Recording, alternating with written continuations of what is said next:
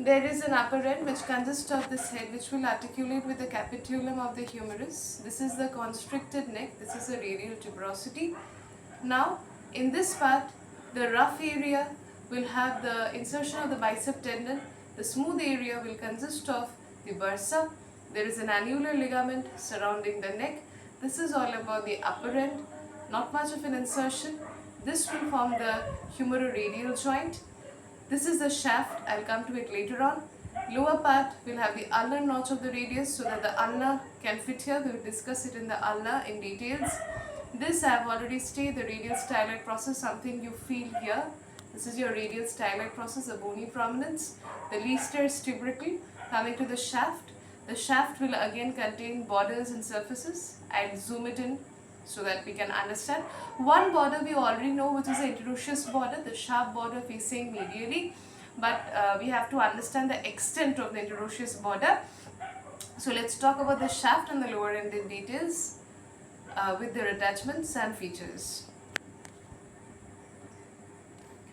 Again, I would like to discuss about the sharp interosseous medial border, which is extending from the ulnar notch part, crossing the radial tuberosity all the way up. This is the sharpest border. You can easily feel it once you take up the bone. What we cannot feel very easily will be the anterior and the posterior border. Posterior border beginning from the Leicester's tubercle, we have it all the way medially to the radial tuberosity, and this is your anterior border. Again, laterally towards the radial tuberosity from the radial styloid process. So that is your anterior border, posterior border, and the medial border. Now let's come to the surfaces and the attachments. So in the interosseous border, attachment of the interosseous membrane in the anterior border, the flexor digitorum superficialis origin. Again, please orient yourself with the name of the muscles, otherwise it will be tough. I repeat this thing a number of times.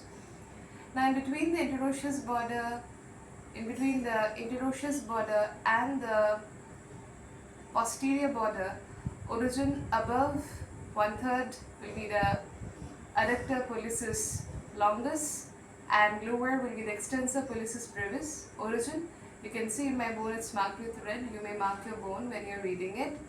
And between the anterior and the interosseous border, I say the posterior and the interosseous border, anterior and interosseous border, there would be the long origin of the flexor pollicis longus from the upper 2/4 and the lower 1/4 will give the origin of the pronator quadratus. If you do not orient yourself with these names, it will be difficult, right? And in the posterior surface, there will be the origin of the pronator teres muscle. So that's all about the origin of the muscle and the features of the shaft, the anterior surface, the posterior surface. These are the surfaces. And now let's move on to the lower end and their features.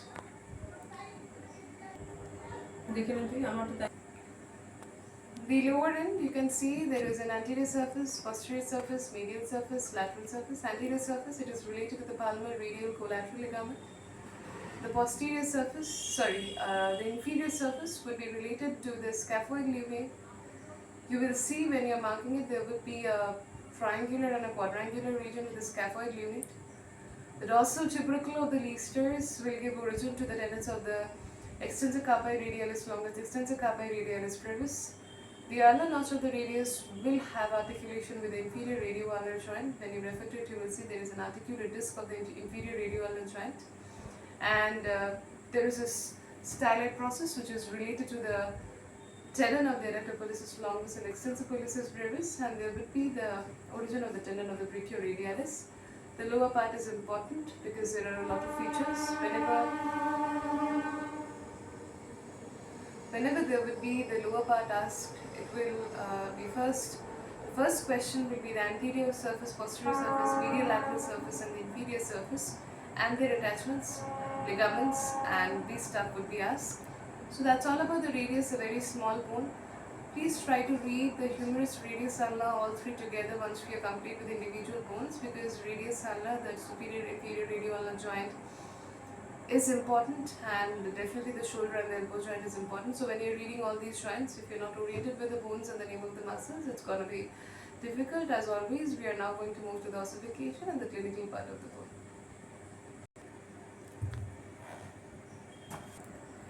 For the last part, we have the clinical.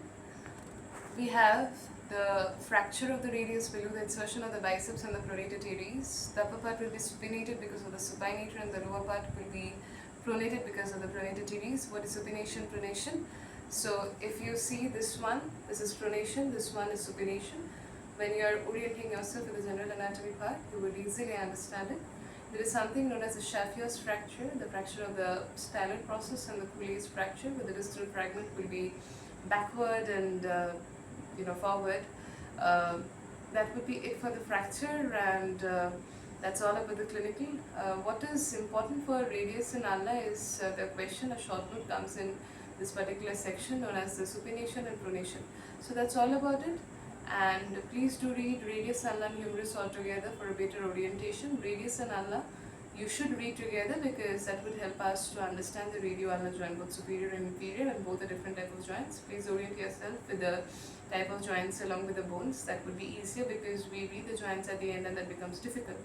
So please do read it together, and that would be it for radius. Tomorrow we will read ulna.